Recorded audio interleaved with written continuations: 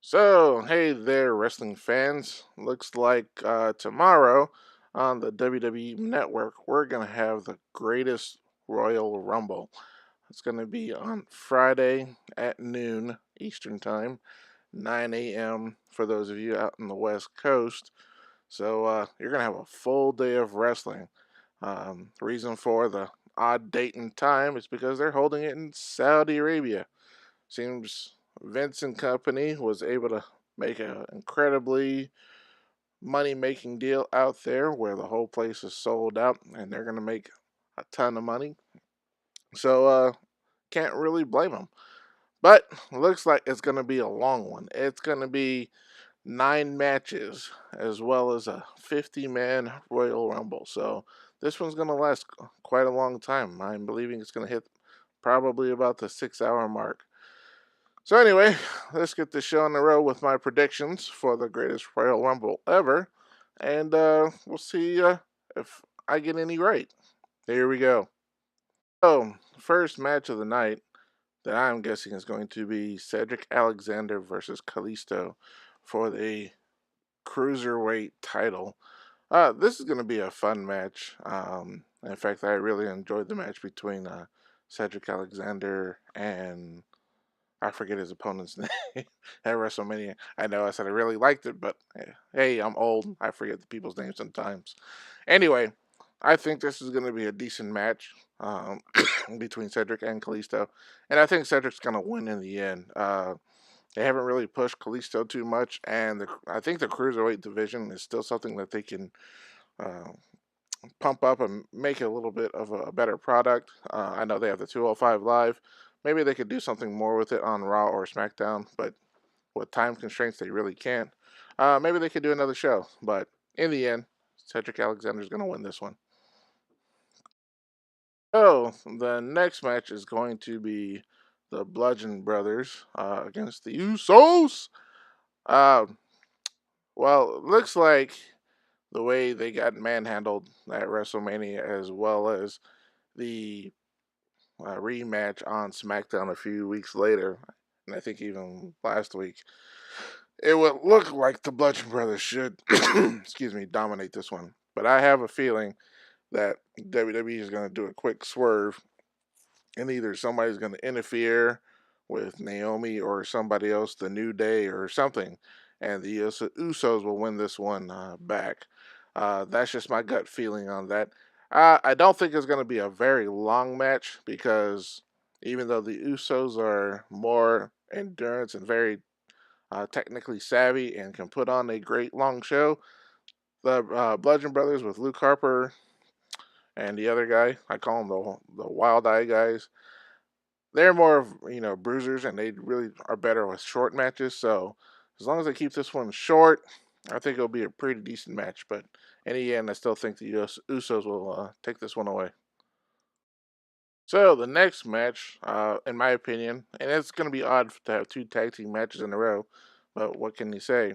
Is going to be the Bar with Cesaro and Sheamus versus the new crazy dudes with Bray Wyatt and Woken Matt Hardy. Uh, I know they've been pushing Matt Hardy and Bray Wyatt these past couple of weeks. So my initial guess here is that they're gonna win the tournament for the Raw Tag Team Championships. I don't think they're gonna hold it for too long, but for the sake of the show, I think these guys will win it.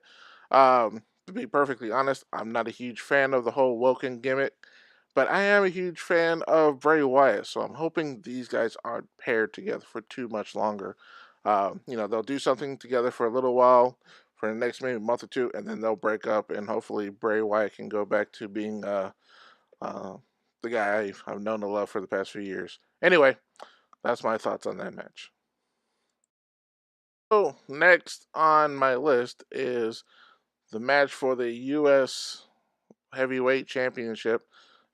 These championships get confusing. You have U.S. Intercontinental, Lightweight, Heavyweight, whatever. Anyway, this is the U.S. title between Jeff Hardy and Jinder Mahal. Now, this storyline has been kind of short because Jinder won it a few weeks ago, and then a week after that, Matt Hardy won it, and you know they haven't really had a chance to build up this match into anything worthwhile. So I think Jeff Hardy will go ahead and keep this one. They won't change the title here. It's going to be an interesting match between these two because their styles are so incredibly different. Jeff Hardy's, more of a wild and carefree, even though he's been doing it for this long and his body's been beaten up. He still likes to jump around and do the wild and crazy stuff. Where Jinder Mahal is kind of tall and lanky and kind of rather clunky. He's not really one for speed and doing for a lot of high spots. So this match has a tendency of will have a tendency of looking kind of weird between these two. I'm really hoping that as Jinder has gotten better over the past few years, he can work with Jeff and actually put down a decent match. I don't think it'll be a bad match, but it has the potential of being kind of clunky and possibly even boring. Anyway, I think Jeff Hardy is going to keep this one. So, excuse me. Next is a four-man ladder match for the Intercontinental title. Just another title between The Miz, Finn Balor, Seth Rollins, and Samoa Joe. Now, this one right here has the potential of being the match of the night. One, ladder matches usually do incredibly well, and with these four talented guys, this one could actually bring the house down. And I kind of feel sorry for all the matches after that, except for the Royal Rumble part. That always does well. But anyway, these four guys, I presume it's going to be a nice long match, 20 plus minutes. You're going to see some incredible spots between all four of these guys. I even see Samoa Joe taking some huge bumps here off the ladder onto some other ladders and onto some other people. And I see Seth Rollins doing. I see Finn Balor doing. I see everybody doing it. This is going to be an incredibly crazy match, and it's going to be a whole lot of fun. In the end, do I think the title is going to change? I think the Miz could actually walk away with this one, simply because uh, the Miz has actually done a very good job bringing relevance to that particular title. Nothing to take away from Seth or any of the other guys, but the Miz, also being an incredibly great talker, just does better with some type of gold around his belt. He just brings that extra level of smarminess and cockiness that wrestling fans loves to hate. So go ahead and put it back on the Miz for now. And yeah, this is going to be, for lack of a better term, a slobber knocker. So next on the card will be for the SmackDown Heavyweight Championship between, which is kind of funny, between two smaller guys. AJ Styles, the phenomenal one, versus the artist Shinsuke Nakamura. Now, I have to admit that I am a huge fan of both of these guys. I think they're both incredibly well talented athletes. They're kind of older, but I still think they could put on a good show. I will say from personal experience attending WrestleMania 34 that the match there wasn't as well as I had hoped for two reasons. One, it was very late in the day, and the crowd was incredibly dead. And just everything they were doing, the crowd just wasn't into. It was either the second or third closest to the end, and it was just tired. This was after several hours of watching wrestling. I'm hoping if this is not earlier in the Greatest Royal Rumble, if it's later in the day that the crowd is still hot for this match, I think these two could pull off a really decent match. I do like the fact that Shinsuke Nakamura made her heel turn, and it's putting some good animosity between the two for the past few weeks. Shinsuke's been getting the better of AJ Styles, and it's actually bringing some decent heat to the match. So anyway, this has the chance of being another match of the night. I'm hoping the folks at WWE will let them do their thing like they've done at New Japan Wrestling, and all the other places abroad. Let them do that here. Do an excellent match. And I'm going to go ahead and call it. I think AJ Styles is going to keep the belt here. I would like to see Shinsuke take it away, but I think he's going to lose again here and probably win it at a later date, maybe SummerSlam. But AJ Styles is going to walk away from this one. So next you have for the Universal Championship. You have the Beast, Brock Lesnar, versus Roman Reigns. Now, we saw the crazy match at WrestleMania where Roman Reigns got busted open. He hit him with his 18th F5, and there was 20 different spears, and finally one more F5, and it was over. It was just as surprising to me at WrestleMania because it just ended, and to be perfectly honest, the crowd was so ready to go that as soon as the count hit three and the bell rang, everybody was running towards the doors. I think this was probably a bit of a better match between the two, and I honestly think this will probably be the one where Roman Reigns will walk away with the championship. I think they were gonna give it to him at WrestleMania, but they kind of did the last minute swerve just to kind of catch everybody off guard. But I think he'll take it here at the Greatest Royal Rumble. I heard Brock Lesnar has signed a new contract with WWE, but his appearances are going to be very, very limited. So I think this is going to be the perfect time for him to go ahead and drop the belt, go do his little UFC thing for a while, and he can come back from time to time. But yeah, I think Roman Reigns will finally get the championship here. So next up, we have a casket match between the Dead Man, The Undertaker, and Rusev. It's Rusev Day. I know that sounded really bad. Anyway, this was a kind of a strange story because initially it was Undertaker versus Rusev, and then Rusev got dropped for whatever reason for Chris Jericho, and then right after that, WWE said, nope, we'll put Rusev back in. So I really don't understand the whole behind the scenes story there. But in the end, it's going to be between these two. I don't know if Chris Jericho may interfere or not. But I'm kind of having mixed feelings here because one, Undertaker, he's paid his dues. He's been doing this for almost 30 years. And a casket match has never been one of my more favorite matches of his. But I have a feeling this is something when they set this program up in Saudi Arabia, this was probably more of a fan treatment where everybody wanted to see Undertaker or one of the Saudi kings, whatever, wanted to see the Undertaker in a match. So, he has the potential of making a huge amount of money here. So, hey, I can't blame the man for, coming out of retirement and doing another match. Uh, Rusev has gotten over a lot recently with the whole Rusev Day thing with the vaudevillain. I forget his name. The incredibly pale guy, the baritone of whatever. Anyway, those two can actually put together a decent match. I don't remember if they've had a match together before in WWE. Anyway, I think this could be a halfway decent match. It can't be a long match because, like I said, Undertaker is still old. He just doesn't have the endurance like he did, and we kind of saw that at WrestleMania where he had the squash match on John Cena. I hope this is not a squash match versus Rusev. I hope it can last a little bit longer, have a little bit of a back and forth between the two. But in the end, Undertaker's gonna win. I mean, I really doubt he's gonna lose here. He's gonna win, throw him in the casket, and everybody's happy. There we go. So before, sorry again, before we get to the 15-man Royal Rumble match, we have John Cena versus Triple H, or who I like to call Kratos, for you God of War fans out there. Uh, I mean, this is a match that I think once again is something that was requested by the folks over in Saudi Arabia because there's really no storyline between the two. This is just a match between two of their biggest superstars.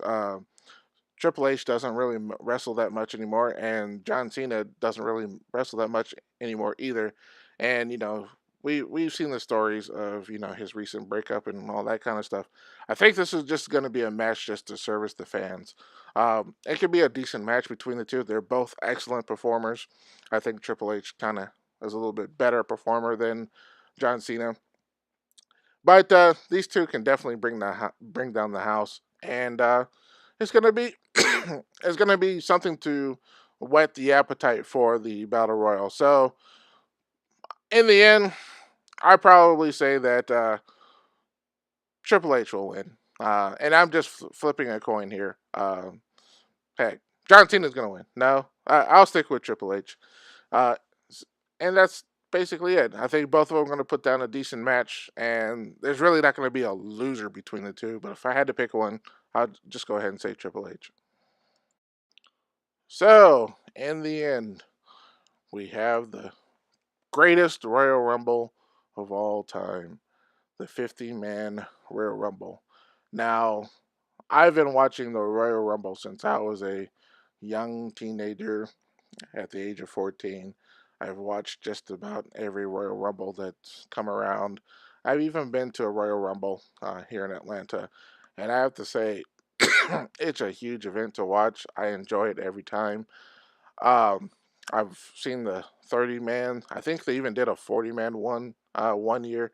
And I have to say, just to watch is a heck of a spectacle. And I can only imagine the effort it would take to pull it off.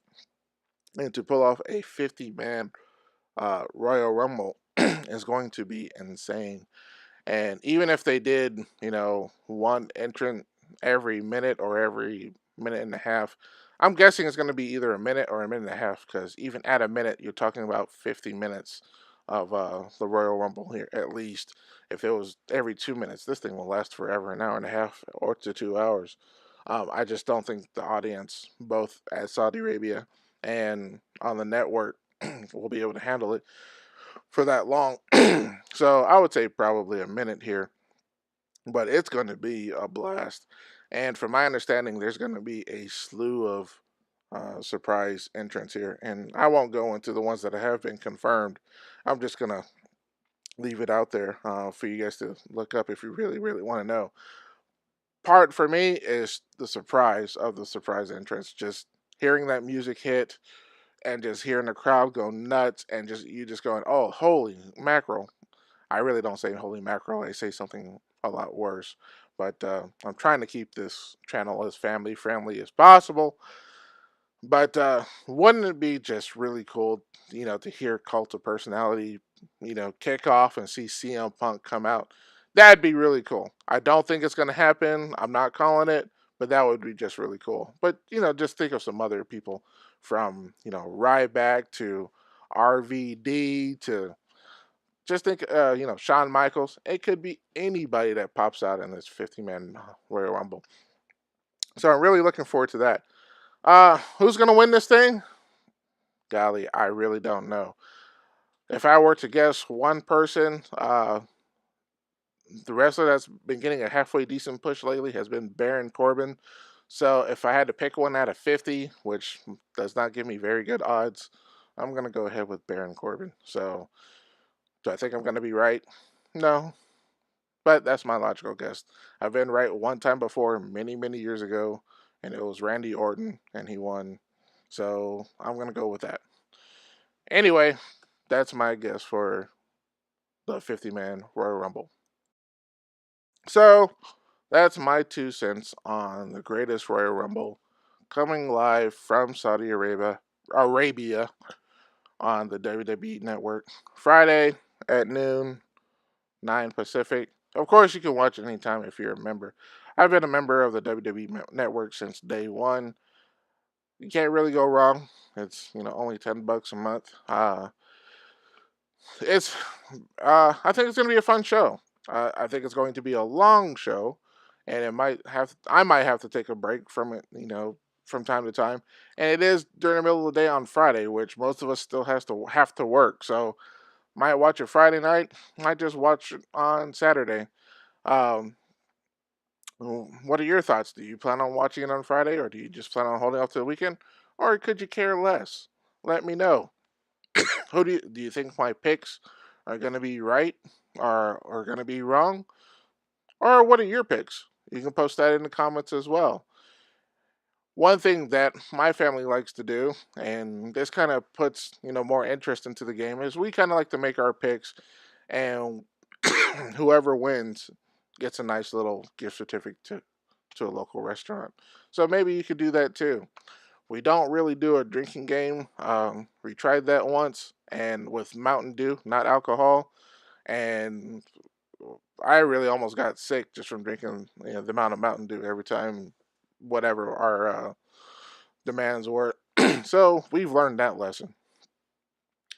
Anyway, if you liked what I said about the greatest Royal Rumble, hit that like button. If you want to hear more of my talkings on the WWE wrestling or TV or movies or anything else that I happen to ramble about, you can always hit that subscribe button. So, that's it for now. One thing you can also do, or two things you can also do, you can hit that notification bell, and from time to time, YouTube will let you know when I post new items. You can also follow me on Twitter, and you will get a better chance of being notified every time I post something new. That's it for me for now. I'll talk to you guys later. Until next time, peace out.